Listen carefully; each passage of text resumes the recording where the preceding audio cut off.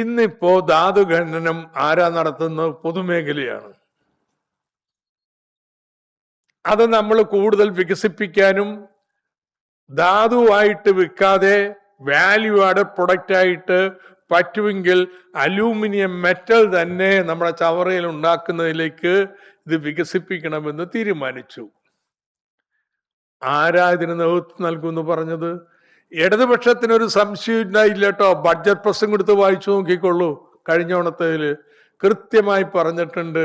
KMML, Keltron, അതുപോലെ non ferrous material technology, non ferrous അല്ല, phosphorus technology development centre ഹൈദരാബാദില്, ഇവര് 3 പേരും കൂടിയാണ് ഇതിന് മാസ്റ്റർ പ്ലാൻ ഉണ്ടാക്കുക, ഇത് വികസിപ്പിക്കുക. അല്ലാതെ ഏതെങ്കിലും ഏജൻസിക്ക് കൊടുത്ത് മാസ്റ്റർ പ്ലാൻ ഉണ്ടാക്കലല്ലെന്ന്. ഇത് ജാഗ്രത പുലർത്തേണ്ട കാര്യം എന്താ?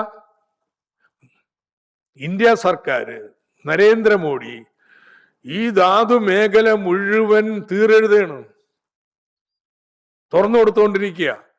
കേരളത്തിൽ ചെയ്യാൻ പറ്റില്ല. കാരണം എന്താണെന്ന് വെച്ചാൽ നമ്മുടെ ധാതു ഖനനം നടക്കുന്നത് വടക്കേ ഇന്ത്യയിലെ പോലെ കാട്ടുപ്രദേശത്തും മറ്റുമല്ല. അവിടെയും പ്രശ്നങ്ങളുണ്ട്. അവിടെയല്ല, ലക്ഷക്കണക്കിന് മനുഷ്യന്മാർ താമസിക്കുന്ന തീരപ്രദേശത്താ.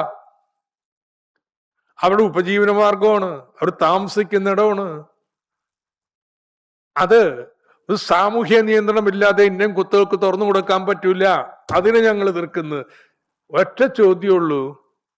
വളരെ സ്പഷ്ടമായിട്ട് കഴിഞ്ഞ ബാലഗോപാലിന്റെ ബഡ്ജറ്റിൽ ഈ 3 ഏജൻസികളാണ് റെയർ കോറിഡോറിന് പിന്നിൽ എന്ന് പറഞ്ഞു. ഇപ്പൊ എന്താ മിണ്ടാട്ടമില്ലാത്ത? ഹരിപ്പാട് പുതിയ ആശുപത്രി കൊണ്ടുവരുന്നു, മെഡിക്കൽ കോളേജ്. എങ്ങനെയാ? ഉമ്മൻചാണ്ടി സർക്കാരിന്റെ കാലത്ത് പറഞ്ഞ പോലെയാണോ? അതെന്താണെന്നറിയാമോ? സർക്കാർ ഭൂമി കൊടുക്കും, അതിന് സർക്കാരിന് 26%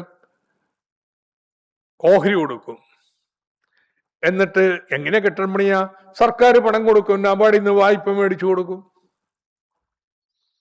അങ്ങനെ 500 പറ്റുള്ള കെട്ടിടമൊക്കെ പണിത് കഴിഞ്ഞാൽ പിന്നെ ആര് ആശുപത്രി നടത്തും?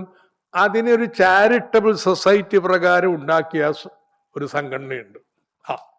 കാശ് മുടക്കുന്ന സർക്കാർ, ഭൂമി കൊടുക്കുന്ന സർക്കാർ, പിന്നെ ആശുപത്രി നടത്തിപ്പ് ഒരു ചാരിറ്റബിൾ സൊസൈറ്റി. ആ പണി സമ്മതിക്കില്ല കേട്ടോ. ഇതാണ് സ്വകാര്യവൽക്കരണം എന്ന് പറയുന്നത്. ഇതിനെ ഞങ്ങൾ എതിർക്കും. അതുകൊണ്ട് VD സതീശന്റെ ബഡ്ജറ്റ് പുതിയ വരുമാനം കണ്ടെത്താനൊരു മാർഗവുമില്ല, പറയുന്നിട്ടില്ല. വായ്പ എടുക്കാനാണെങ്കിൽ അത് പാടില്ലെന്നാ സിദ്ധാന്തം. അതുകൊണ്ട് പൊതുമേഖല വിറ്റ് കാശാക്കാനായിരിക്കും ഒരുപക്ഷെ പരിപാടി. ആ പണി കേരളത്തിൽ നടക്കില്ല എന്ന് ഈ ബഡ്ജറ്റ് അവതരണം കൊണ്ട് എന്നെ ബോധ്യപ്പെട്ട് കാണും. ബഡ്ജറ്റ് പറഞ്ഞ പലതും തിരുത്തി പറയാൻ ഇപ്പൊ നിർബന്ധരായി മാറിയിരിക്കുകയാണ്.